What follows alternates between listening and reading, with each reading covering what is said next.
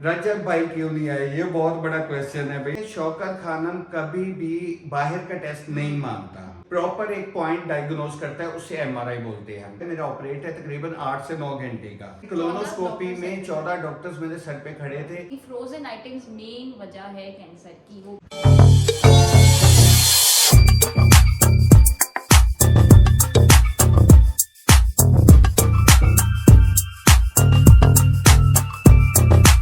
Hello जी, अस्सलाम वालेकुम। कैसे आप सब? उम्मीद है सब खैरियत से होंगे। हेलो जी, अस्सलाम वालेकुम। कैसे सब? हम लोग ठीक हैं। अच्छा, सबसे पहले तो मैं आपको बता दूं, माशाल्लाह माशाल्लाह पहली वीडियो पे आप लोगों ने इतना प्यार दिया, इतना प्यार दिया है, और माशाल्लाह वो वीडियो भी बहुत अच्छी जा रही है। और साथ साथ आप लोगों के इतने ज़्यादा क्वेश्चन आ गए थे कि हमें मजबूरन इसका पार्ट 2 बनाना पड़ रहा है, क्योंकि अभी हमने पेचीदा पेचीदा क्वेश्चन उठाए, वो भी हमारे 10 से 15 क्वेश्चन बन गए हैं। और हमने कहा फिर इस पे वीडियो बना दे, ताकि आपको एक कंप्लीट सारा प्रोसेस भी पता चल जाएगा और आपके क्वेश्चन के आपको आंसर्स मिल जाएंगे, ताकि कोई इशू ना रहे आपके। अच्छा, इस वीडियो को आगे बढ़ाने से पहले subscribe, like must must must कर लें, क्योंकि इंशाल्लाह आगे बहुत अच्छी अच्छी वीडियो आने वाली है। घर का होम टूर भी इंशाल्लाह 1-2 दिन में ही मेरे ख्याल आप दे रही हो आप, क्या ख्याल है? 1-2 दिन में होम टूर भी आने वाला है, और बहुत बहुत मजे की वीडियो। जैसे जैसे मेरी तबीयत बेहतर होती जाएगी ना, इंशाल्लाह अच्छी से अच्छी वीडियोस आती रहेंगी। तो जल्दी ना सब्सक्राइब कर लो और बेल आइकन का बटन लाजमी दबा के ऑल क्लिक कर लें, ताकि सारे नोटिफिकेशन आपको मिल सके। थर्ड, इसके इंस्टा का मेरा और हिना के इंस्टा का और मेरा टिकटॉक का आईडी नीचे डिस्क्रिप्शन में मेंशन है, तो जाके वहां भी हमें फॉलो कर लें। अगर ये बात निकली है तो मैं बता दूं, आप लोगों का तहे दिल के गहराइयों से बहुत बहुत बहुत शुक्रिया, क्योंकि मेरे टिकटॉक पे आप लोगों ने इतना ज्यादा प्यार दिखाया, इतना ज्यादा प्यार दिखाया, और खास तौर पे इंडिया में, पंजाब में इतना प्यार वायरल हुई है वहां वीडियो, इतना प्यार दिखाया अल्हम्दुलिल्लाह। यार सिख बिरादरी हमारी, इतने कमेंट उन्होंने किए, इतनी दुआएं उन्होंने दी हैं यार, लव यू यार सबका। चले अब आगे बढ़ाते हैं। आप क्वेश्चन करी जाओ, मैं आंसर करता हाँ, हूँ। मैं दूसरे लोग हैं, बड़ा टोकिया हूँ मैं। हाँ, है ना? चुप रहना है, चुप। अब मैं अपनी इन्फॉर्मेशन अपने पास रखने वाली हूँ। हिना को कई मेरी बहनों भाइयों ने टोका भी है कि आसिफ भाई को बोलने दे, आप बीच में काट के बोल लेती है। तो हिना ने सबसे माजरत की है कि वो हिना बेहतर समझ सकती है। मैं तो पड़ा हुआ था बेड पे, मैं डॉक्टर से नहीं मिल रहा था, डॉक्टर से हिना मिल रही थी, मेरी डिटेल इसके पास थी, मेरी सारी रिपोर्ट्स इसके पास थी, इसीलिए ये ज्यादा बोल रही है कि इसे नॉलेज ज्यादा है उस बारे में, सारी डिटेल इसे ज्यादा पता है। चले खैर, अब वीडियो स्टार्ट करते हैं। ये कि आपकी तबीयत इतनी सही नहीं थी कि आप इतना बोल भी पाता। मैं ज्यादा बोल नहीं सकता, ज्यादा बैठ नहीं सकता, इसलिए फिर हिना कहती है कि यार जितना मैं कवर कर सकूं कर लूं, ये वजह होती है। बाकी ये तुम्हारी बहन है, कोई गल नहीं, अगर थोड़ा जा ज्यादा बोलती है तो बोल दिया करो, अच्छी लगती है। अच्छा, मैंने वीडियो के शुरू में ही उस दिन कहा था कि मैं इस बारे में बोल सकती हूँ, क्योंकि मैंने बहुत ज्यादा रिसर्च की है। चलो हूँ आज तुसी बोलो। चले आज से भी रिसर्च देखो। अच्छा, मैं क्वेश्चंस पढ़ती हूँ, फिर आप जवाब। मैं आंसर सबसे देता हूँ। ज्यादा जो सवाल आया है ना, वो क्लोनोस्कोपी के हवाले से लोगों में बहुत ज्यादा वो चीज है कि क्लोनोस्कोपी है क्या, कितने चार्जेस हैं क्लोनोस्कोपी का, प्रोसेस थोड़ा सा ये है कि लोग समझते हैं बहुत पेचीदा है। मैं समझ लूँ, पेचीदा नहीं है दरअसल ये। मुझे भी बहुत, मैं भी बहुत क्लोनोस्कोपी के नाम से डरा था, क्योंकि इसका जो प्रोसीजर पता चलता है ना, इंटरनल कैमरा डालते हैं अंदर, और आपकी बड़ी आंत और छोटी आंत चेक करते हैं, वो जरा बेहोश करके करते हैं, मुश्किल जरूर होता है, पेनफुल नहीं होता, ऐसे लगता है पेन होगी, पर मुझे बेहोश करके किया गया। 2 दफा मेरी क्लोनोस्कोपी हुई है, मुझे बेहोश करके किया गया, जिससे पेन का मुझे 1% भी पता नहीं चला, और अल्हम्दुलिल्लाह अल्लाह का बहुत एहसान है, पेन हुई भी नहीं उसमें। और सेकेंडली उसके चार्जेस जो पूछे जा रहे हैं वो 40 to 45,000 है, अलग अलग हॉस्पिटल्स के। हाँ जी, आप पहले बताओ ना, व्यासुल हसन को हमने 70 दिए। वो गैसुल हसन को, वो तो डॉक्टर के अपनी चार्जेस के समय 70,000 गए हैं, क्योंकि उसमें मेडिसिन भी थी। उसमें क्लोनोस्कोपी से पहले ये पिलाते हैं आपको एक बॉटल, जिसमें वो ऐसा लिक्विड होता है, वो सारी रात पीना होता है, आपका बड़ी आंख साफ होती है, बार बार वॉशरूम जाना पड़ता है, वो क्लियर होता है। उसके बाद सुबह सुबह नेक्स्ट डे में जाके ना, वो तकरीबन 12 घंटे के बाद क्लोनोस्कोपी करते हैं। वहां पे हमसे लिया गया था 70,000। उसके बाद हमने करवाया क्या नाम है, शौकत खानम से, और शौकत खानम में मेरे ख्याल हमारे लगे थे 60,000। नहीं, शौकत खानम में ज्यादा लगे 80,000, सॉरी 80,000 तकरीबन शौकत खानम में लगे। तो ये था हमारे पहले क्वेश्चन का जवाब। नेक्स्ट अच्छा, करें। यहाँ पे एक ये चीज भी बता दें कि अगर आपने शौकत खानम से ट्रीटमेंट कराना है तो हम आपको ये सजेस्ट करेंगे, अगर आपको ये चीज़ डायग्नोज हो चुकी है तो शौकत खानम से ही सारे टेस्ट कराएं, वरना हमने क्रोनोस्कोपी बाहर से कराई थी क्योंकि जाहिर है डायग्नोज नहीं था। डायग्नोज नहीं था बिल्कुल। तो फिर उन्होंने दोबारा से वो सारे टेस्ट कराते हैं, तो फिर ये चीज़ बस ये क्लियर करना चाहते हैं, शौकत खानम कभी भी बाहर का टेस्ट नहीं मांगता, उसके अपने जो टेस्ट है वो मांगेगा। चलिए अब नेक्स्ट। अच्छा ये पूछ रहे हैं कि अल्ट्रासाउंड से ये चीज़ डिटेक्ट हो सकती है? नहीं, बिल्कुल नहीं। अल्ट्रासाउंड से कैंसर कभी डिटेक्ट नहीं हो सकता। ये मेरी बहन एक ने क्वेश्चन पूछा था कि क्या भाई मैं अल्ट्रासाउंड करवा लूं तो मुझे आइडिया हो जाएगा, नहीं होगा। कोई डॉक्टर नहीं बता सकता। वाहिद इसका हल एक कोलोनोस्कोपी है जिससे पता चलता है, और उसके बाद ये फैला कितना हुआ है MRI और CT स्कैन, उनसे पता चलता है कि ये अल्लाह ना करे फैला तो नहीं है। बहरहाल इसे डायग्नोज करने के लिए कोलोनोस्कोपी ही है, उसके अलावा कोई हल नहीं। इस मखसूस कैंसर मखसूस कैंसर जो मुझे है बड़ी आंत स्कैन का, में किसी भी किस्म का वो CT स्कैन में आ जाता है। बिल्कुल। अब थर्ड क्वेश्चन क्या है? MRI के चार्जेस। MRI के चार्जेस। अच्छा, MRI में जब आते हैं तो MRI मेरी सिर्फ शौकत खानम से ही हुई है। अब मेरे ख्याल 10-15 दिन बाद दोबारा होनी है, क्योंकि MRI ऐसी है जो डॉक्टर्स कोई भी डिसीजन लेने से पहले आपकी कीमो करनी है, आपको रेडिएशन होनी है, आपका ऑपरेशन होना है, कुछ भी पहले उससे पहले MRI करते हैं ताकि वो पूरे जिस्म का मुआयना कर सके कि कैंसर किस किस जगह पे है। जो प्रॉपर एक पॉइंट डायग्नोज करता है उसे MRI बोलते हैं हम, ठीक है। और MRI के चार्जेस भी तकरीबन 80,000 ही हैं। अब देखो यहाँ पे भी आपकी इंफॉर्मेशन पूरी नहीं है। क्या? MRI जो है वो आपकी पूरी बॉडी की नहीं हुई। नहीं, मैं बता रहा हूँ कि वो हाँ कि आपकी सिर्फ टांगों बेली से लेके MRI हाँ टांगों तक हुई है मेरी। उसके पैसे मेरे ख्याल 60,000 नहीं 65,000, 65 to 60 इसके दरमियान ही लगता है MRI सिर्फ का। पेल्विक एरिया का, अगर वो पूरी बॉडी के होगा तो फिर वो मैं जिस तरह ज्यादा MRI होगा, क्योंकि मेरा थोड़े से हिस्से का था, उसका उन्होंने 60 या 65,000 लिया था। वो जितना बढ़ेगा उतने पैसे भी बढ़ेंगे, और वो MRI जो है वो भी तकलीफ दे नहीं है, मशीन में आपको डाल के करते हैं, पर वो प्रोसीजर बहुत लंबा है। वो आधे घंटे का है, पर उसमें जो इंजेक्शन लगाते हैं ना वो थोड़े धुएं कटा देता है। वो एक इंजेक्शन जो लगता है मुंह से ऐसे लग रहा होता है, हीट नहीं कर रही है, पेट से हीट नहीं कर रही है, वो होता 5-7 मिनट के लिए, पर वो बहुत बुरी चीज होती है। और उसके बाद डॉक्टर्स बोलते भी हैं कि भाई आपने ज्यादा से ज्यादा पानी को पीना है ताकि ये जो इंजेक्शन लगा है इसका असर खत्म हो। ये नुकसानदेह हो सकता है, उससे आपको एलर्जी हो सकती है,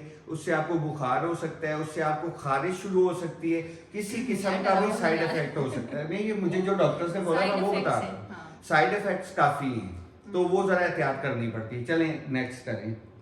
अच्छा, ऑपरेट कब है? ऑपरेट कब है, हाँ जी, इस पे आए। ये मेरे ख्याल में लास्ट वीडियो में हमने एंड पे बताया भी था कि हमें 1 महीने का रेस्ट दिया गया है, जिसमें से आज मेरे ख्याल 15, 16, 18 दिन गुजर गए हैं।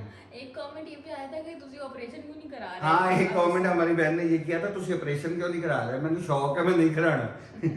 दरअसल जैसे डॉक्टर्स बोलेंगे हमें वैसे चलना पड़ता है, वो अपने स्लॉट के हिसाब से, और स्लोली इसका ट्रीटमेंट करते हैं। ये नहीं करते जी आज कीमो ही कल ऑपरेशन कर दे, ऐसे कहीं नहीं हो सकता। मेरा एक कनाडा में भाई हैं सब्सक्राइबर ही हमारे, उन्हें भी यही मसला है। उनसे मेरी परसों रात आधा घंटा फोन पे बात हुई है, उन्होंने मुझसे सारी डिटेल ली है। उन्हें 25 दिन हो गए हैं, वो कह रहे हैं कि जी मेरी कोलोनोस्कोपी हुई है, डायग्नोज हुआ है, 25 दिन हो गए, अभी रेडिएशन शुरू नहीं हुई। यानी कनाडा में भी वही हिसाब है जो पाकिस्तान में। पहले हम समझते थे कि यार लेट कर रहे हैं शौकत खानम वाले।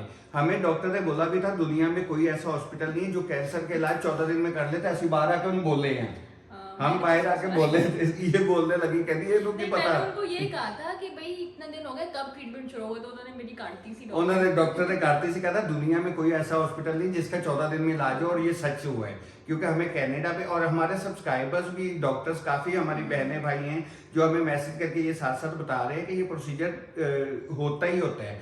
हाँ, अब आते हैं मुद्दे पे कि जी 18 दिन हो गए हैं, डॉक्टर ने हमें दिया हुआ था महीने का टाइम कि आपके अंदर की स्वेलिंग खत्म होगी, हम फिर MRI करेंगे ताकि MRI की रिपोर्ट क्लियर आए, क्योंकि वो सस्ता नहीं है कि 2000 दोगे, आज कराया रिपोर्ट सही नहीं आई तो कल दोबारा करा लो, ये नहीं हो सकता। इसीलिए उन्होंने ये करके दिया था कि भाई 1 महीना पूरा होगा, आपकी स्वेलिंग 1 महीने में खत्म होगी, उसके बाद हम MRI करेंगे।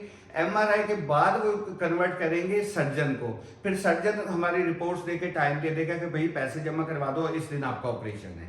चलिए अब आगे असल में ना इस कैंसर के पेशेंट कहीं भी हो रहा हो तो पूरी टीम बैठती है डॉक्टर, जिसमें एनेस्थीसिया का सर्जन, अगर डायबिटीज है, जो भी और प्रॉब्लम्स है, हार्ट, ये वो सब बैठते हैं, फिर डिसाइड प्रोसीजर होता है। क्योंकि हमारे जो पुराने सब्सक्राइबर हैं उन्हें आइडिया भी होगा कि मुझे हार्ट का भी मसला है, तो मेरे हार्ट के मसले की वजह से वो सारी रिपोर्ट्स देख के एनीस्थीसिया वाले सबसे पहले बैठते हैं कि यार इसे हार्ट का प्रॉब्लम है, इसे किस हद तक हम डोज दें, बेहोश रखें कितनी देर। तो अभी उन्हें ये इशू भी है कि क्योंकि आगे का जो प्रोसीजर है मेरा ऑपरेट है तकरीबन 8 से 9 घंटे का, तो डॉक्टर्स यही कह रहे थे कि 9 घंटे बेहोश रखना है, एक हार्ट का मरीज है। और मुझे जब बेहोश करते हैं ना, मेरे लिए खास तौर पे हार्ट स्पेशलिस्ट आते हैं जो मॉनिटर करते रहते हैं। सर पे 14 डॉक्टर मेरे सर पे खड़े थे, वो मुझे साथ साथ मॉनिटर करते रहते हैं, हार्ट स्पेशलिस्ट के आसिफ को हार्ट का प्रॉब्लम ना कहीं बढ़ जाए उस टाइम बेहोशी के दौरान। चलिए क्लोनोस्कोपी में भी, क्लोनोस्कोपी की बात बिल्कुल कर रहे हैं, ऑपरेशन नहीं, क्लोनोस्कोपी में 14 डॉक्टर्स मेरे सर पे खड़े थे,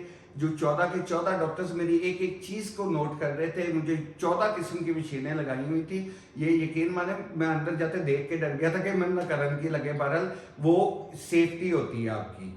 चलें अब आगे क्वेश्चन। कितने साल पहले मसला शुरू हुआ? कितने साल पहले मसला शुरू हुआ? देखिए हमारे पुराने सब्सक्राइबर्स को पता होगा, लास्ट जो रोजे गुजरे हैं मुझे रोजों में पेन स्टार्ट हुई है, रोजों के दौरान मेरे ख्याल मिड या एंड रोजों में मुझे पेन स्टार्ट हुई है। अब उससे पहले मेरे अंदर कब से ये मसला था मुझे नहीं पता, रोजों में पेन स्टार्ट हुई है, वो करते करते हमें 1 या 1.5 महीने में हमें डायग्नोज हुए।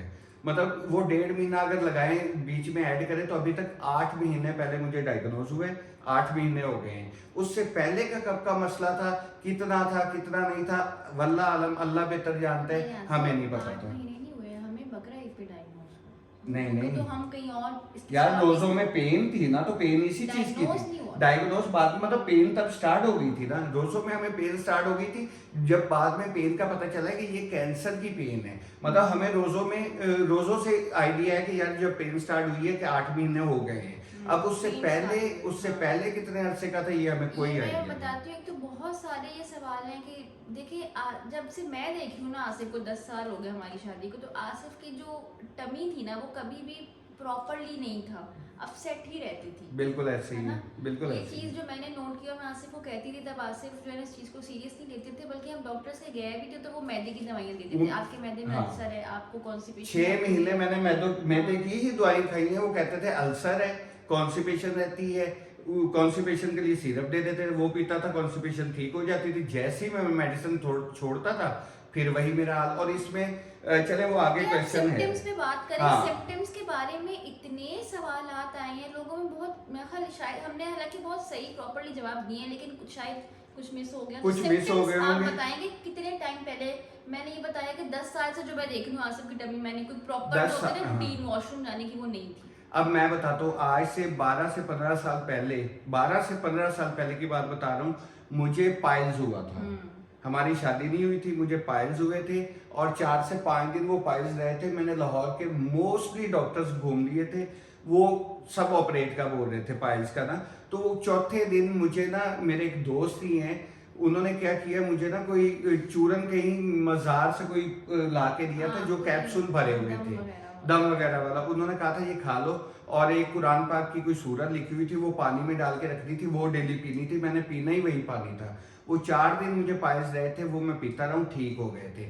अब वल्लाह आलम उस पाइल्स को इसी से कन्वर्ट, इसी हम अटैच करें या ना करें, बहरहाल ये है कि तब से मेरा पेट ठीक नहीं रहा। मेरा पेट मोस्टली खराब रहता था, दिन में 4-4 दफा वॉशरूम जाना, कब्ज हो जाना, मेडिसिन खाना ठीक हो जाना, फिर छोड़ना, फिर कब्ज हो जाना, डॉक्टर के पास जाना, उसने कह देना तेरा मैदा खराब है, तेरा अल्सर हो रहा है, उसकी मेडिसिन ले लेना। मतलब किसी डॉक्टर ने लाहौर के डायग्नोज नहीं किया था। तो और सेकंड इसमें ये है कि आपको ये होता है, आपका पेट, मैं 2 या 3 सिम्टम्स की बात करूं, हाँ, 2 या 3 निवाले रोटी के खा लूं ना, ऊपर से 1 गिलास पानी पी लेता हूँ मैं, मुझे ऐसा लगता है मेरा पेट इतना भर गया मैं कुछ खा नहीं सकता। यहाँ तक कि रात की मेरी जो भूख है ना, यकीन माने मैं एक खजूर खा के आधा गिलास बोतल या पानी पी लूं ना, तो मुझे लगता था मैंने 2-3 रोटियां खा ली हैं। रमजान, हाँ मैं यही बताने लगूं, रोजों में आधे पराठे से मैं रोजा रखता था। अफ्तारी के टाइम 1 खजूर और 1 गिलास दूध सोडा पीता था, और मुझे ऐसा लगता था कि यार मैंने इतना हैवी खा लिया कि अब खाने की जरूरत नहीं। और तब ये करते करते दूध सोडा भी मुंह के साथ लगाया होता था और मेरे पेट में पेन शुरू हो जाती थी और मुझे भागना पड़ता था वॉशरूम। इसीलिए आप लोगों ने हमारे पुराने व्लॉग्स अगर देखे हैं, सहरी हमारी बाहर हो जाती थी घर से, अफ्तारी हमारी एक भी बाहर नहीं हुई। उसकी वजह यही है, मैं कहीं अफ्तारी करने नहीं जा सकता था क्योंकि मुझे जरा सा खाता था ऐसे पेन होती थी कि सब कुछ छोड़ के मुझे वॉशरूम जाना पड़ता था। तो मुझे मुनासिब भी लगता था कि किसी के घर या कहीं बाहर अफ्तारी करूँ तो बार बार वॉशरूम जाऊँ। और थर्ड इसमें अगर ये बताता हूँ, लेफ्ट साइड पे आपके बड़ी आंत होती है जिसमें कैंसर की पेन बड़ी आंत में होती है। सेकेंडली आपकी बैक जो है, जो वॉशरूम यूज करते हो, आपको बहुत हैवी फील होना शुरू हो जाता है जैसे अंदर आपके कोई पत्थर है, वजन है। थर्ड आपको कब्ज रहती है, इसमें कॉन्स्टिपेशन बहुत ज्यादा रहती है। जब तक आप सिरप ना पिए, कोई मेडिसिन यूज ना करें, आपकी कब्ज खत्म नहीं होती। ऑब्वियस बात है, एक रास्ता जब ब्लॉक हो जाएगा तो वो आपको फीलिंग आ जाएगी। हमारी जो क्लोनोस्कोपी की रिपोर्ट है ना, जो उसकी तस्वीर है, नेक्स्ट कभी मैं आपको दिखा दूंगा अगर आपने देखना चाहा।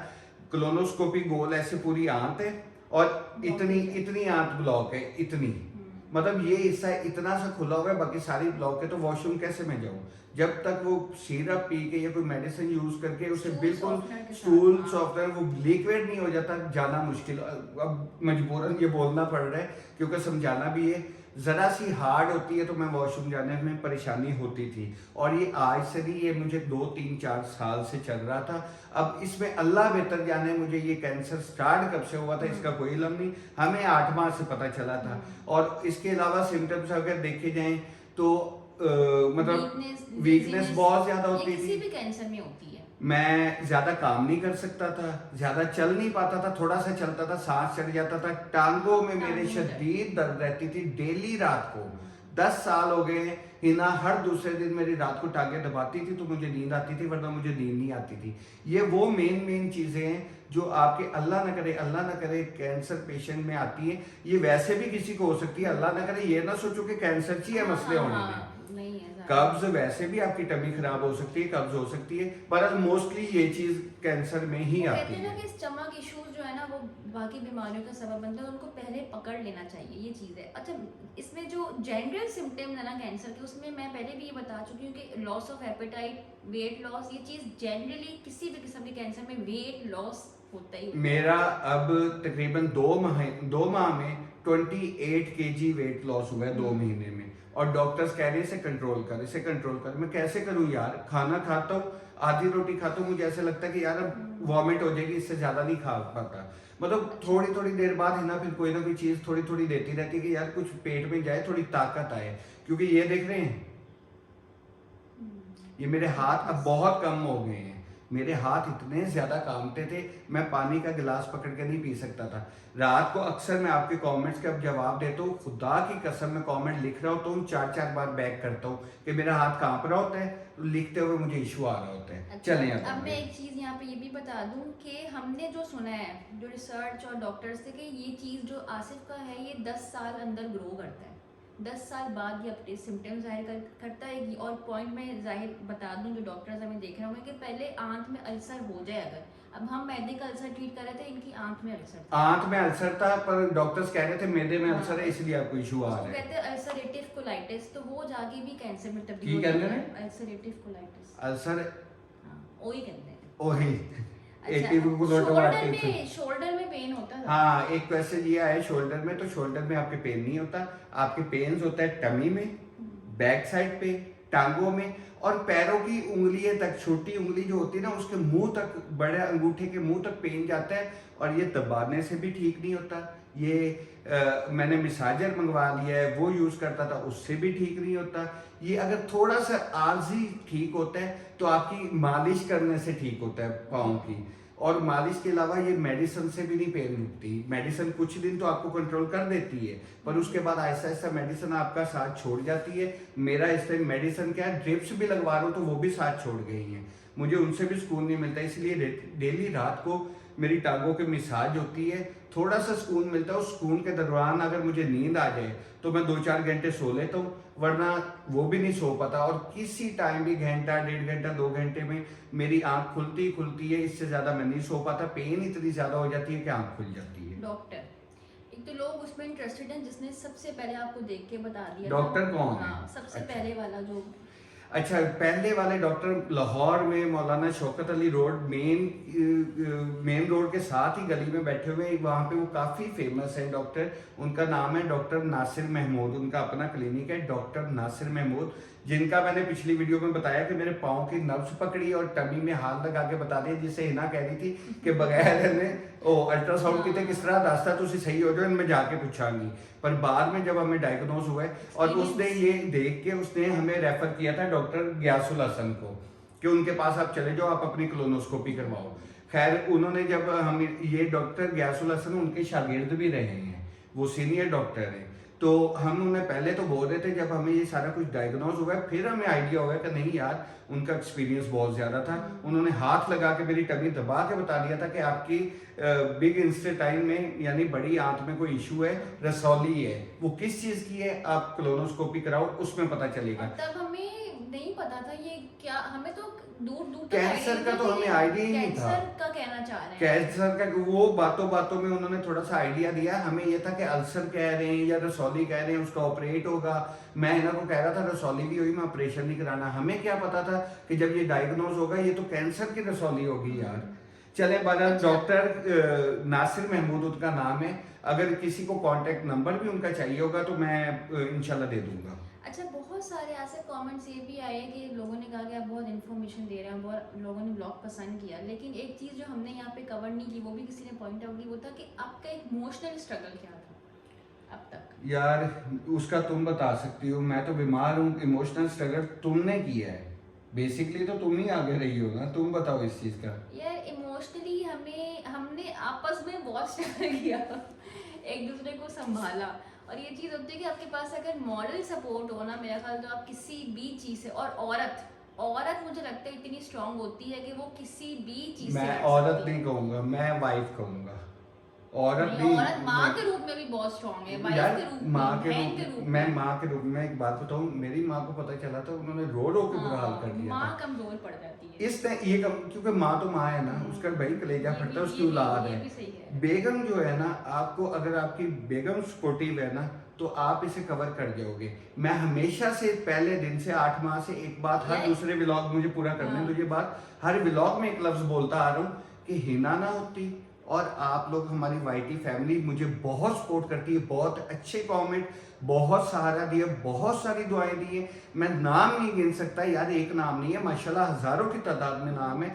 आप लोगों की सपोर्ट ना होती तो शायद मैं इस टाइम आपके सामने ना बैठा होता या पता नहीं किस हाल में होता। ये सारी सपोर्ट है हिना की, आप सबकी, और माँ बाप की तो होती ही होती है। और उसके बाद यार अल्हम्दुलिल्लाह मेरे दोस्त मेरे साथ खड़े हैं। नूर भाई, आप सब नूर भाई को जानते हैं, बहुत लकीर हैं। हाँ आप नूर भाई को जानते हैं यार। अपना सब कुछ छोड़ के पूरा महीना मुझे हॉस्पिटल लेके जाते रहे, हमारे घर बैठे रहे, सब कुछ अपना छोड़ के। तो ये सब वो है, हम इस लिहाज से मैं बहुत लकी हूँ कि मेरे माँ बाप, मेरे भाई, मेरी वाइफ, नूर भाई, आप सब वाईटी फैमिली, मेरे सारे दोस्त। अब मैं दोस्तों को रात को 1 बजे अभी फ़ोन किया, मुझे एक चीज़ की मेडिसिन की ज़रूरत थी, रात को 1 बजे मुझे उसने मेडिसिन ला के दी। मैं बताती हूँ। चलो अब किसी भी चीज़ की थी। वरना रात को 1 बजे वो पूछा के गया। ये होती है दोस्ती, ये होते हैं भाई, ये होते हैं रिश्तेदार, ये होते हैं अपने जो जो मैंने नाम लिए। चले अब आगे चले। अच्छा नहीं, अभी आगे नहीं, मैं ये उस कह पे रही हूँ कि क्लियर आपने कहा वाइफ सपोर्टिव हो, अब कोई बीवी भी तो बीमार हो सकती है। बात है कि स्पाउस, आपका जो पार्टनर है ना, वो अगर अच्छा वो होना सपोर्टिव हो ना, चाहे वो हस्बैंड नहीं है वाइफ है, तो आप किसी भी चीज़ से लड़ सकते हो। फाइनेंशियल क्राइसिस हो, इमोशनल क्राइसिस हो, बीमारी हो आपकी। अब ये है कि अब देखिए ना, आपकी लक की बात है। अब मैंने वहाँ पे आपको शायद ये बताई थी, एक औरत थी, उस बेचारी को कैंसर हुआ, उसका 8 साल का एक बेटा था। तो उसको जब कैंसर हुआ तो उसके हस्बैंड ने उसे छोड़ा और दूसरी शादी करके चला गया, उसका इलाज भी नहीं कराया। तो ऐसे लोग भी दुनिया में है। वो बेचारी कैसे लड़ रही है उस चीज़ से, कैसे, जाहिर है उसको ना दवाइयाँ असर करेंगी ना इलाज असर करेगा, इमोशनल ट्रॉमा। अच्छा, डॉक्टर्स ने इस चीज में ये बोला हुआ है कि भाई सबसे पहले आपको आपकी सपोर्ट इस चीज की होनी चाहिए कि आप लोग टेंशन नहीं लेनी, खुश रहना है और वो खुश कैसे रहा जा सकता है यार, अपनी फैमिली के साथ अपनी वाइटी वीडियो बनाते हैं आप लोगों के लिए यार, थोड़ा सा माइंड चेंज हो जाता है कि यार असं जितना अच्छा दिखा सके इस कंडीशन में भी कि मैं अच्छे से अच्छी नॉलेज दे सकूं, बड़ा सपोर्ट हाँ, है। या अच्छे से अच्छी वीडियो बना सकूं, कोई फनी बना सकूं। अब मेरी कोशिश, हम दोनों ये बात कर रहे थे कि यार हम अपनी बहुत तकलीफ अपनी वाइटी फैमिली से शेयर कर चुके हैं, जो दुआएं दे रहे हैं, तो उन्हें हंसाने के लिए भी कोई एक दो वीडियो बनाएं। तो हिना कहती है एक तो मैं होम टूर ला रही हूँ कि अच्छी सी वीडियो होगी, सब खुश होंगे देख के। सेकंड एक मेरा भी प्लान है, वो मैं यहाँ बता नहीं सकता क्योंकि बाद में इंशाल्लाह उस टॉपिक पे भी हम बात, आपको पता चल जाएगा एक दो दिन में। चले अब नेक्स्ट करें। हाँ अच्छा, रजत भाई क्यों नहीं आए? रजब भाई क्यों नहीं आए, ये बहुत बड़ा क्वेश्चन है भाई, रजब भाई क्यों नहीं आए? सवालिया निशान। अच्छा, रजब भाई से मैं राब्ते में हूँ अल्हम्दुलिल्लाह, वो हमारा पूछते रहते हैं, फोन करते रहते हैं। वो बिजी बहुत है, आप सबको पता है, उनके घर पे फायरिंग हुई है, फिर वो बंदे को पकड़वाया मनूस को, उसके बाद ये सब, अभी रजब भाई की शादी भी सर पे है, उन्होंने तैयारियां भी करनी है। बहरहाल मेरे साथ अटैच है, राब्ते में है, उन्होंने कहा था आसिफ मैं थोड़े दिनों में इंशाल्लाह चक्कर भी लगाऊंगा। बहरहाल वो लास्ट टाइम जो आए थे वो वीडियो आपने देखी थी। अब काफी अरसे से मुलाकात नहीं है हमारी, 2 माह से तकरीबन मुलाकात नहीं हुई। बहरहाल जैसे ही आएंगे तो आप सबको पता भी चल जाएगा। तो जिन्होंने ज्यादा शौक है कि वो इत्थे आन, जाओ उन्हें जाके कमेंट करो आसिफ ते हिना तुहानू याद कर रहे थे, भरा तुहाडे याद कर रहे थे, पहुंचो उत्थे। अच्छा जी, अब बस ये क्वेश्चंस थे और एक सेकंड, एक और नहीं था क्लियर करना चाहते हो पॉइंट यार, ये हाँ, ये चीज तो मैं, ये तो शुरू में बोल भी गया हूँ, पर दोबारा बोल दे तो यार आप सबका बहुत शुक्रिया, बहुत बहुत शुक्रिया। टिकटॉक आईडी मेरा मेंशन है इसके डिस्क्रिप्शन में, हिना का इंस्टा भी मेंशन है। टिकटॉक पे मुझे इतना ज्यादा प्यार दिखाया है ये हफ्ते 10 दिन में आप लोगों ने, अल्लाह की कसम फजर हो रही है, दिल खुश हो गया। और आप लोगों के लिए टाइम में दिखा सकता हूँ, 1 सेकंड, ये देखें 4:50 हो गए, यानी 5 सुबह 5 बजे आप लोगों के लिए ये वीडियो बना रहे हैं, क्योंकि रात को मुझे पेन रही है, हमारी पूरी रात पेन में गुजरी है। तो 3 साढ़े 3 बजे जाके थोड़ी पेन कम हुई है। 4:30 बजे इन्होंने जाके कहा कि यार अब सेट हो, मैं कि चल यार वीडियो बना लिए, तबीयत सही है। 5 दिन हो गए व्लॉग नहीं आया, तो आज जल्दी से व्लॉग बना लेते आप हैं। लोगों ने ना हमें बहुत मोटिवेशन दी है, हमारे ब्लॉग्स में जो कमेंट्स है ना, वो हमारा दिल करता है कि हम इस हालत में भी ब्लॉग जो है वो बनाएं। हम हॉस्पिटल जाते थे ना, आसिफ अंदर होते थे प्रोसीजर, तो मैंने इस पेशेंट से भी बड़ी बातें की हैं, उनके जो आते थे साथ पेशेंट के साथ जो होते हैं, तो इन्फॉर्मेशन इसलिए भी बहुत गैदर हमने कर ली। तो जो मेरी इन्फॉर्मेशन है उसमें ये मुझे पता चला है कि ब्रेस्ट कैंसर जो है ना भाई, वो पाकिस्तान में बेइंतहा फैल चुका है। तो उस चीज़ पे थोड़ा कॉन्शियस, हाँ, खास तौर पे मैं ये बात करूँगी कि औरतों को कि वो थोड़ा सा कॉन्शियस रहें इस चीज़ पे।